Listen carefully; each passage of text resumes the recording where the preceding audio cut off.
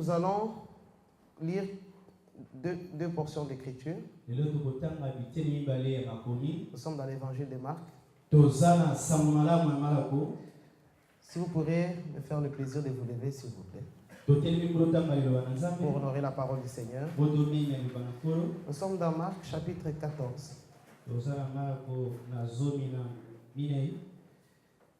14, verset 26. On commence à partir du verset 26. Marc 14, 26. Je lis avec la version Louis II. Après avoir chanté les cantiques, ils se rendirent à la montagne des Oliviers.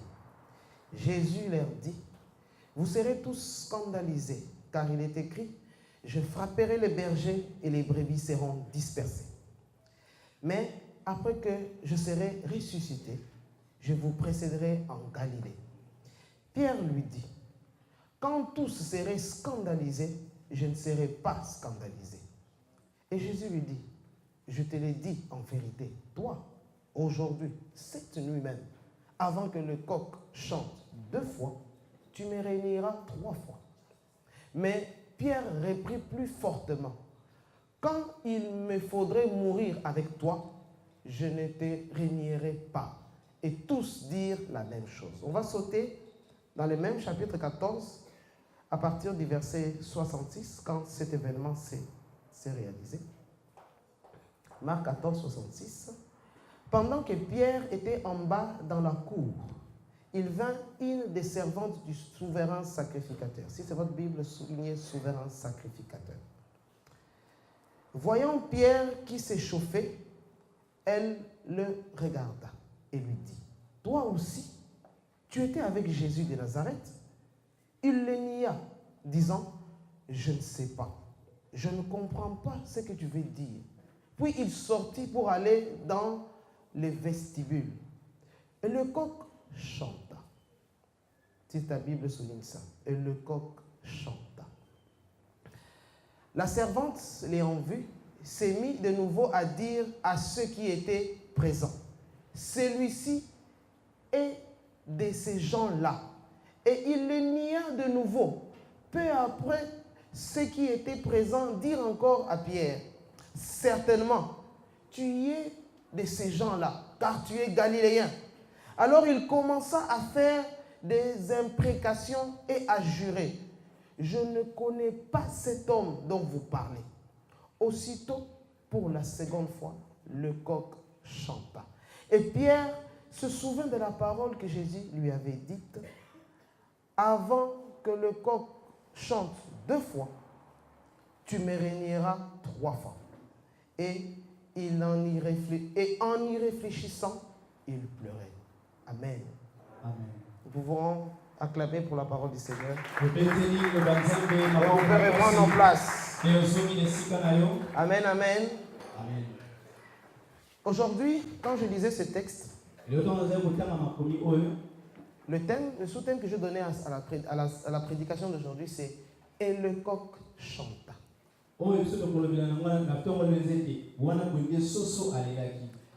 Et le coq chanta. Dans l'ancien temps, à l'époque de Jésus, la technologie n'était pas encore très évoluée. Alors, les gens, vous voyez, aujourd'hui par exemple, je me rappelle, quand nous venons au culte, certains ouvriers, ils viennent en retard, et ils disent: président, je suis venu en retard parce que mon réveil a sonné en retard. Et dans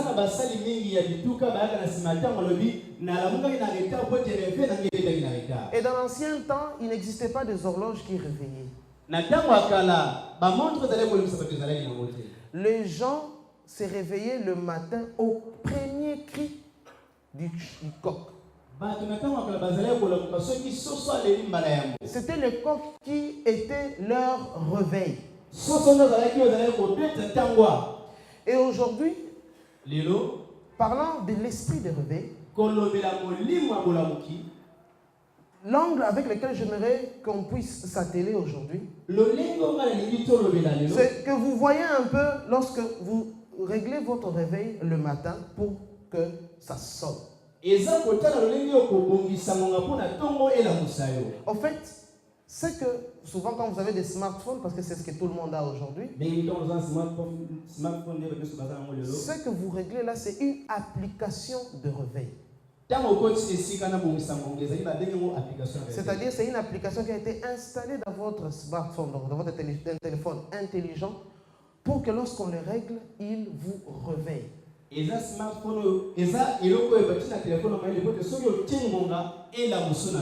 Un esprit de réveil, c'est un esprit que Dieu a installé dans vous pour qu'au moment où lui, il va les régler, qu'il puisse réveiller ceux qui sont autour de vous.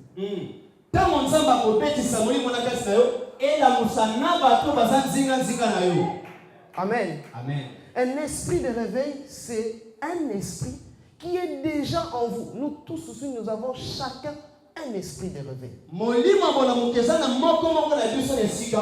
Mais tout ce qui vous manque, c'est que le Seigneur puisse régler l'heure à laquelle il va commencer à sonner.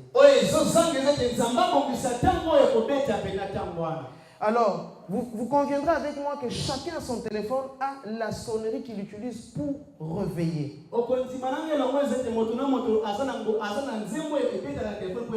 Et chacun de nous ici a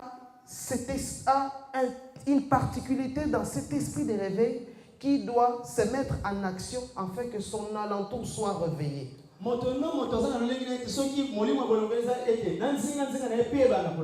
Amen. Amen. Quand vous lisez le message qui est ici, vous comprenez que Jésus est en train de s'adresser à ses disciples. Il a dit ceci, que vous tous vous serez scandalisés. Mais précisément à Pierre, lui qui était zélé, quand Pierre était en train de discuter avec Jésus, Pierre n'était pas en train de mentir, il était très sincère.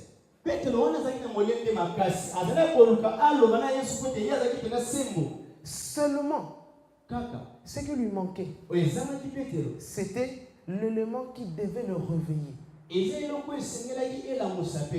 Vous savez, lorsque vous lisez la version grecque, même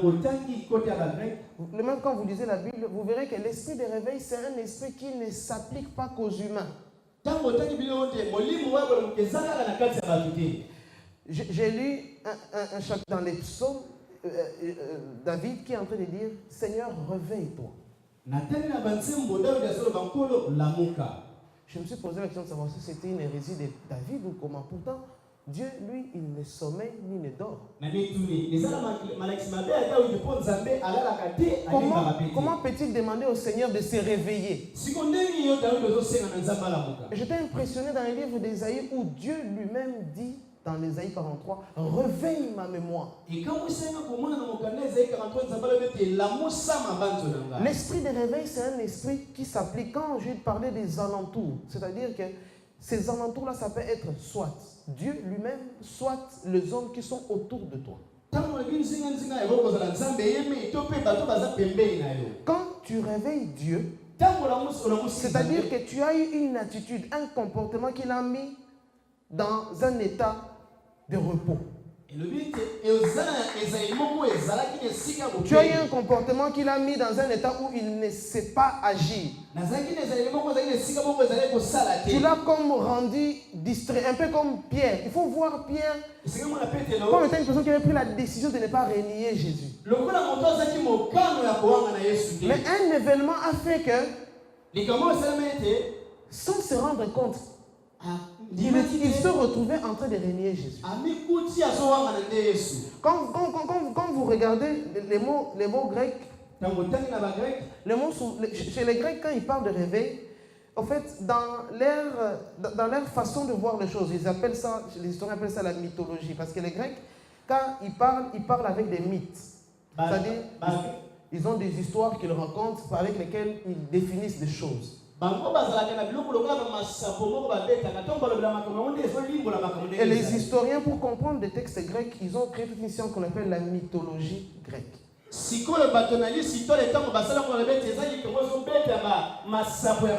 Dans la mythologie grecque, le sommeil est le petit frère de la mort. Donc selon eux, mourir, c'est dormir infiniment. Alors, le réveil même, il prend réveil, pourquoi? Parce que réveil signifie s'éveiller de nouveau. C'est-à-dire que tu étais éveillé, tu t'es endormi, et puis tu t'es réveillé. Vous comprenez? Alors que quelqu'un qui dort, et quelqu'un qui est mort, devrais-je dire, il ne se réveille. Parce que vous voyez même Jésus parlant de Lazare, il parle de la mort avec le sommeil. Pendant qu'elle voyait le grand frère, lui voyait les petits frères de la mort. Et puis il disait que lui, il va le réveiller.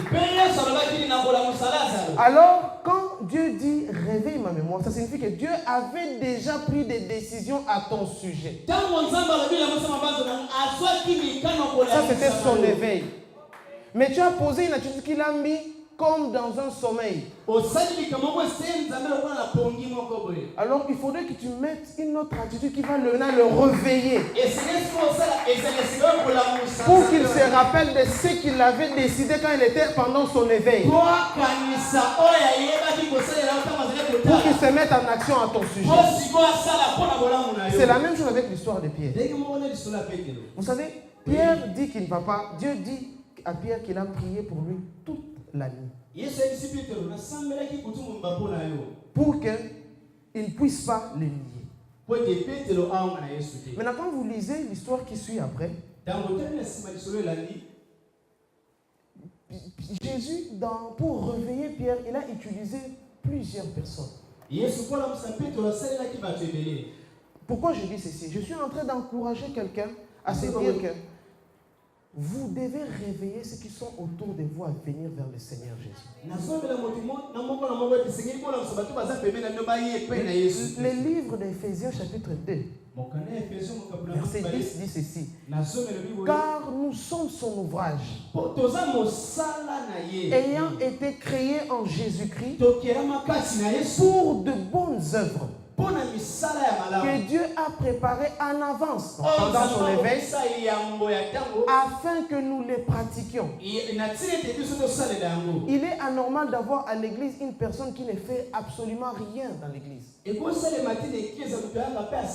En fait, c'est comparable à une femme qui est dans sa maison et qui ne fait absolument aucun travail dans sa maison. Et il s'agit femme de cette maison. Parce que nous sommes épouses de Christ. On ne peut pas être épouse d'un homme dans sa maison où on ne fait absolument rien du tout. Amen. Amen. Alors pour toute personne, qu'il soit païen, toutes ces personnes que vous voyez à la rue, même nous qui sommes ici, nous avons des bonnes œuvres que Dieu a préparées avant notre création et qu'il veut que nous pratiquions. Mais qu'est-ce qui fait que nous ne les pratiquions pas? Pas parce que nous n'avons pas envie de le faire. Parce que nous sommes dans un sommeil spirituel. Nous sommes, les mots grecs d'ailleurs appliqués du sommeil, ils appellent ça hypnose. En français même ça existe ce mot. C'est une capacité de faire endormir quelqu'un debout pour le contrôler. C'est-à-dire, il y a certains certains psychologues occultes qui utilisent cette méthodologie-là. Quand ils veulent te manipuler, ils te mettent dans une hypnose et tout ce qu'il te dit de faire, tu commences à le faire sans te rendre compte. Toute personne qui ne travaille pas pour le Seigneur, toute personne qui ne fait pas la volonté du Seigneur, il est dans un état d'hypnose. Il a été hypnotisé par le diable. Il se comporte comme Pierre. En fait, Pierre s'est retrouvé hypnotisé. C'est-à-dire qu'il est en train de faire des choses, mais il ne se rend pas compte que ce qu'il fait, c'est mauvais. Et j'aimerais dire à quelqu'un, pour être à mesure de réveiller ceux qui sont autour de toi, tu n'as pas besoin de forcer les choses. Tu le feras mieux dans le domaine auquel tu te sens le plus à l'aise. Regardez l'histoire de Pierre. Pierre, cherche des agents qui vont réveiller. Jésus cherche des gens qui vont réveiller Pierre. Premièrement, il utilise la servante du souverain sacrificateur. Quand vous lisez ce texte avec un certain, vous avez l'impression de croire que la femme là était en train de l'accuser. Non, c'était un agent que Dieu avait envoyé pour réveiller Pierre.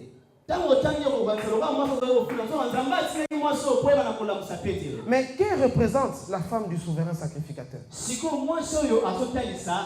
Le livre de Hébreux, chapitre 4, nous dit ceci. Ainsi, puisque nous avons un grand souverain sacrificateur qui a traversé les cieux, Jésus-Christ, Fils de Dieu, demeurons fermes dans la foi que nous confessons. La servante du souverain sacrificateur représente les ouvriers d'une église. Le souverain sacrificateur ainsi, c'est Jésus.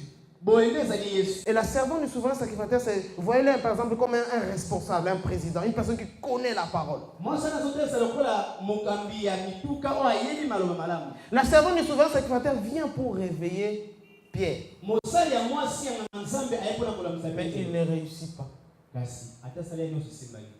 Elle a essayé 2 fois. Elle a échoué. C'est pourquoi je vous dis ça. Parce qu'il y a des personnes que pour que Dieu le réveille, il les ferait mieux avec seulement vous. Seulement avec vous qu'il le fera très, très bien. Ne vous dites pas que non, moi en fait je ne connais pas trop la parole, il faut seulement passer par tel responsable, il faut seulement passer par un pasteur, ou bien un gagneur d'âme. Non, cette dame était servante du souverain sacrificateur, mais n'a pas pu être à mesure de réveiller Pierre.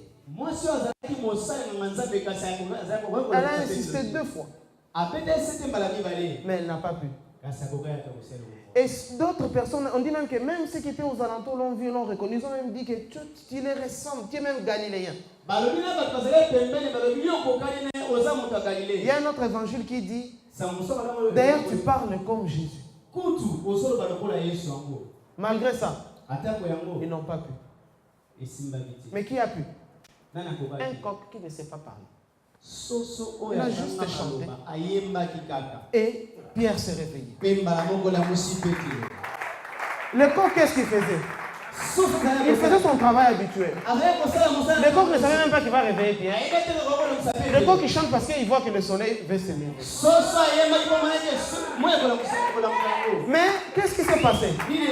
Il a seulement coïncidé que il y avait une parole de Dieu qui était sortie en avance. Puisque la parole de Dieu était sortie, le Saint-Esprit était venu aussi agir. Et à cause de la présence du Saint-Esprit, je lui ai donné l'adresse. C'était pendant, comment on appelle ça encore, un culte communautaire. Je voulais qu'ils viennent ici, mais comme le dimanche c'était un culte communautaire, ils sont partis à Limité. Alors je l'avais invité là-bas, il est venu à Limité. Au culte communautaire de l'année prochaine, je l'ai vu, il est venu me voir. Je lui ai dit, ah bon? Tu viens ici? Il dit, je viens tous les dimanches. Tu t'es déjà fait baptiser? Pas encore. Je l'ai pris à la main, je l'ai amené chez le responsable des baptêmes pour qu'il fasse baptiser. Qu'est-ce que j'ai fait? Juste mon travail routinier de publier les éléments. J'ai vu une autre personne qui m'a écrit aussi la même chose. Je lui ai dit que je suis de la compassion. Lui, il a cru que c'était limité, il est allé à limiter. Un jour ici, pendant que on était en plein baptême, je l'ai vu parmi les gens du baptême. Donc il est arrivé à Limité, il a reçu le Seigneur, il a suivi les cours de baptême et il s'est fait. Mais qu'est-ce que moi j'ai fait? Moi je lui ai juste donné l'adresse. Quelqu'un d'autre s'est mis à l'enseigner. Quelqu'un d'autre l'a amené à se convertir. Mais tout celui qui fait grandir en fait c'est Jésus. Amen. Tout ce que nous faisons c'est avoir la foi d'un cultivateur. Le cultivateur, quand il met, il sème, c'est pas lui qui contrôle que la pluie puisse tomber. Mais quand la pluie tombe, ça ne signifie pas que ça va pousser parce qu'il y a des champs qui sont arrosés et qui ne poussent pas. Celui qui fait pousser, c'est le Seigneur. Alors, j'aimerais demander à chacun d'entre nous. J'aimerais fortifier chacun d'entre nous. De penser un seul instant s'il se sent au même niveau qu'un coq. Souvent, ce qui tue les gens, c'est qu'ils cherchent à faire comme l'autre. Les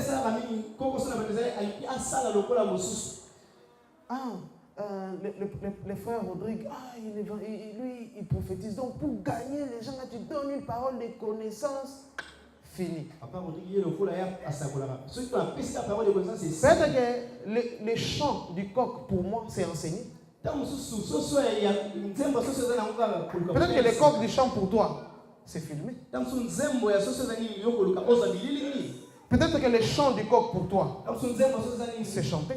Peut-être que les coqs du chant, pour toi, c'est recevoir les gens comme protocole. Et d'autres personnes même, il est dans un département et puis après il se fatigue, il ne veut plus servir. Si tu ne te sens pas à l'aise dans un département, trouve un autre département où tu veux servir. La parole du Seigneur dit, il n'existe pas un travail pour le Seigneur qui soit plus grand qu'un autre. Ce n'est pas parce que je parle que je vais prétendre être plus grand que celui qui est à la caméra. Vous ne pouvez pas imaginer le nombre de personnes qui nous suivent en direct quand nous suivons. Quand Dieu va donner la récompense, il ne me donnera pas ça, il lui donnera au même titre que celui qui a fait. Que celui qui a fait le son. Amen. Même que celui qui a fait le protocole. Parce que nous tous, en fait, nous faisons partie du même champ, du même œuvre. L'un est en train de sarcler, l'autre est en train de planter. Mais en fait, celui qui va manger à la fin de compte, c'est parce que chacun de nous a fait un travail. Amen. Il est important que dans l'église, il est important que parmi nous, il n'y ait pas de personnes qui n'ont absolument rien à faire pour le Seigneur. Tu ne peux pas te cacher sous le prétexte que moi, je sers Dieu avec mon argent. Moi, tu sais, vos histoires là, bon, moi, je donne mon argent et puis après vous faites. Qui t'a menti que Dieu était un mendiant? Qui t'a dit que si tu ne donnes pas l'argent, on ne va pas construire l'église? Amen. Amen. Tu dois donner l'argent, mais tu dois aussi travailler. Toi, tu penses que si tu mets l'argent dans les champs, les plantes vont pousser? Tu penses que les plantes vont pousser? Non. Tu dois aussi travailler. Je vais donner un cas simple. Jésus, un jour, Pierre vient le voir. Il lui dit, nous devons payer l'argent. Jésus a apporté sa contribution. Il a dit, va chez un poisson pêche, tu vas voir. Jésus a apporté aussi sa contribution. Un jour, on vient chez Jésus. Il lui demande, comment est-ce que nous allons faire pour manger notre Pâques? Jésus leur dit, sortez, vous allez sortir à la rue. Vous allez voir un monsieur là. Quand il va arriver chez lui, vous dites que c'est le maître qui l'a envoyé. Il va vous amener quelque part, vous allez trouver tout ce qu'il faut manger. C'était la contribution de Jésus. Ce n'était pas un effort d'un être humain. Si Jésus lui-même, en plus du fait que il fait le service de Dieu, il contribue aussi physiquement. Qui sommes-nous pour ne pas aussi être actifs dans le service de Dieu? Quand Jésus a multiplié les pains, est-ce que c'est l'enfant là qui a nourri les gens ou c'est Jésus qui a nourri les gens? L'action de Jésus n'avait rien de spirituel, c'était une action charnelle, les gens avaient faim. Amen. Dans l'église de Dieu, dans la maison de Dieu, il est anormal qu'il y ait une femme qui dit que moi, chérie, je te donne juste l'affection, mais les travaux là, moi, je ne fais pas. Affection, non. Est-ce que je vais vivre avec ton affection seulement? Amen. Amen. Il faudrait que dans l'église de Dieu, et je l'insiste encore, que chacun de nous trouve une chose à faire. Si ce que tu fais ne te convient plus, il te faut trouver autre chose à faire.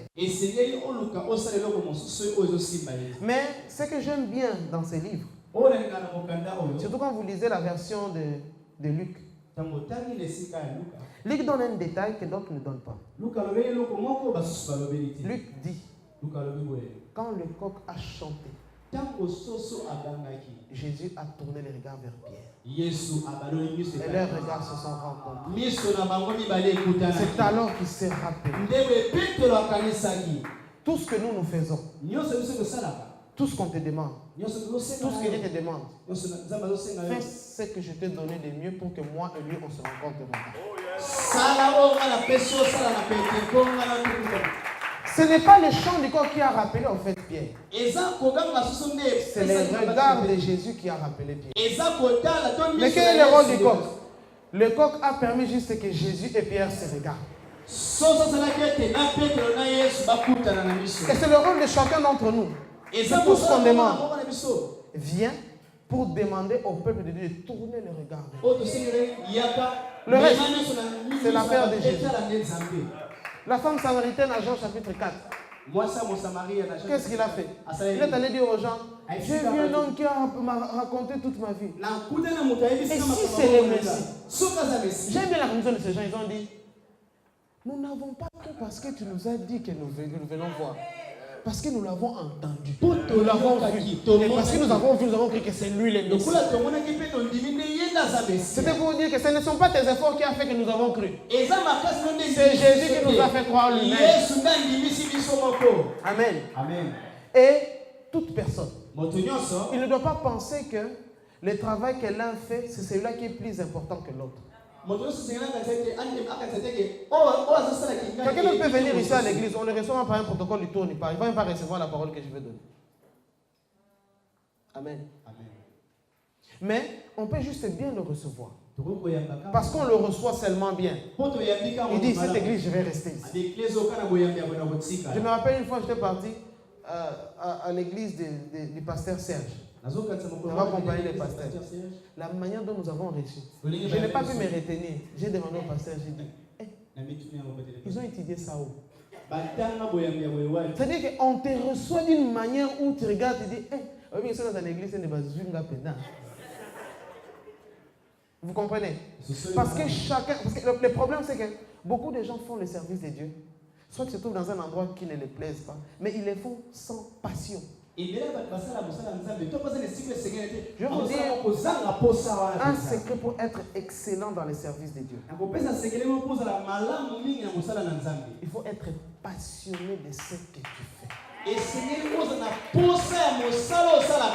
Il faudrait le faire avec passion.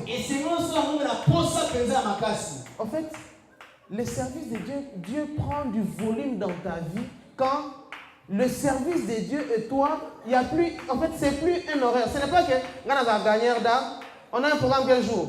Vendredi. Donc quand c'est vendredi, je vais gagner les âmes. Quand c'est pas vendredi, je reste à la maison. Oh, mais tu vois, non, j'irai vendredi. Un gagneur d'âme, c'est une personne qui, quand il voit, en fait, c'est comme s'il a des démangeaisons. C'est-à-dire que l'occasion est favorable ou pas. Quand il voit l'occasion, il frappe. Quand il voit l'occasion, il frappe. Dernièrement, quand on faisait les affiches de 30 matin, le monsieur qui imprime les affiches, j'arrive, il me dit, est-ce qu'on peut parler? On s'assoit, on parle. Après, je ne sais pas comment je lui ai dit que je devais intervenir. Il me demande, tu es pasteur? Je lui dis, c'est quoi cette manie de quoi que ceux qui doivent rencontrer la parole de Dieu doivent être des pasteurs? Je dis, je suis un amoureux de la parole de Dieu. Et puis après, il m'a dit, ah bon? Il a commis l'erreur de me donner l'occasion d'échanger avec lui de la parole de Dieu. Ça, c'était une erreur qu'il avait commise. Et puis après, en conclusion, il m'a dit, en fait, comment tu fais? J'ai dit, tu veux que je donne des prédications? Prends le flash. J'ai pris le flash, je lui ai donné. À 3h du matin, il m'a écrit, il m'a dit, que Dieu te bénisse. Amen. Qu'est-ce qui a permis que je fasse ça? C'est simplement parce que parler du Seigneur, pour moi, ce n'est pas un travail, ça fait partie de mon quotidien. Je me rappelle souvent, mes ouvriers du baptême disent que quand je parle, je fais toujours des références. Ah, Jésus avait dit, toi tu ne peux pas parler sans citer le nom de Jésus. Je dis, en fait, je le fais sans me rendre compte. Vous comprenez? Et une personne qui fait les protocoles, c'est une personne qui naturellement est accueillante. Vous voyez un exemple encore d'un ouvrier passionné. C'est comme par exemple le frère Grâce.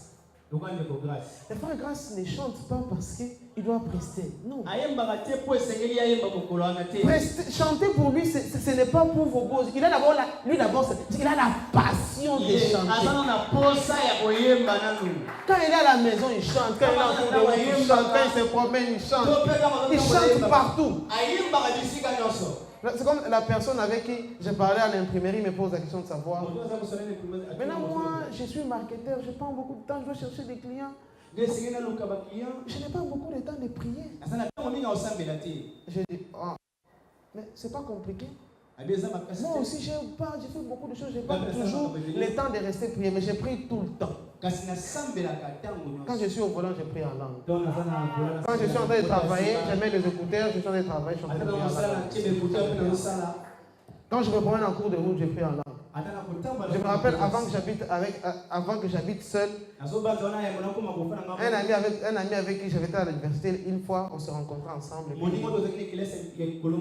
Si tu vis avec Trésor, si on ne t'a pas dit qu'il prie pour tes frères, au Kassam, toi qui?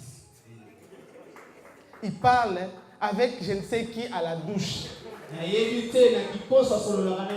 puis quand il sort à la douche, tu peux parler avec lui comme ça, après, un moment il donne un mot là. Ah non, excuse-moi, c'est sorti comme ça. Pourquoi? Parce que, puisque je sais que je n'ai pas toujours tout le temps pour m'asseoir et prier, alors j'ai fait de ma vie un état de prière permanent.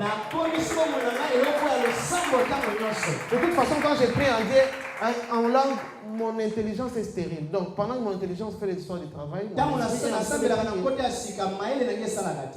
et je crée une situation qui me permet que, quoi que je sois très occupé, je suis aussi en train de causer avec Dieu. Une personne qui est un intercesseur, c'est une personne qui prier pour lui, c'est une passion. Il a un plaisir de prier. Quand il se met à prier pour lui, il prie. Mais faut qu'on catégise. Et ceux qui vont apprendre à l'élo. Donc, à Kenaïe. Vous comprenez? Et beaucoup de gens dans le service de Dieu, ce qui les tue, ce qui ne les permet pas de grandir, c'est parce qu'ils se retrouvent dans un endroit pour lequel ils ne sont pas passionnés. Amen. Amen. Quelqu'un comme Grâce, si vous lui demandez de commencer à prêcher, c'est comme si vous demandez à un poisson de grimper sur un arbre. Il y a un savant Einstein qui disait, tout le monde est intelligent. Mais si vous demandez à un poisson de grimper sur un arbre, il passera toute sa vie à penser qu'il est stupide. Vous savez les poissons, si vous les voyez dans l'arbre, mais vous avez vu les poissons quand il est dans l'eau. Quand il est dans l'eau, donc tu sens que lui et l'eau, ils forment un. Donc il se sent à l'aise. Si tu vois dans l'aquarium, un mot accueilli, un mot à télémi. Et puis, à son et puis, à ta gauche droite, à quel bout. Donc tu sens que dedans, il est dans sa maison, quoi. Vous comprenez? C'est comme l'exemple du frère Grâce. Quand vous êtes avec lui, vous verrez que c'est un homme qui est timide. Il ne sait pas parler. On te dit, il est seul dans sa chambre ou comment? Son union est longue. Amen. Mais quand il se met dans le domaine où il se sent à l'aise, il se voit comme un poisson dans l'eau. Si si le département où tu te trouves, Ce qui n'est tout cas mon salaire dans mes tu ne te sens pas autant à l'aise qu'un poisson dans l'eau, tu n'évolueras jamais. Tu vas commencer à forcer. Vous savez, les véhicules appellent la matindika. C'est-à-dire, si elle l'aime bien, si elle oublie que vous êtes mais et vous allez être une pierre d'achoppement pour beaucoup de gens. Une fois, j'étais très fatigué après le deuxième culte. Fatigué. Je n'avais même pas envie de venir enseigner le baptême. Quelqu'un m'a dit, écoute, si tu te sens fatigué, demande à Betty d'enseigner. J'ai dit, c'est mon devoir, il faut que j'aille faire mon travail. J'arrive, j'étais assis. Les gens me disent, on dit que tu es fatigué. Je dis, oui, je suis fatigué. Quand j'ai pris la parole, 14 heures, les gens m'ont demandé,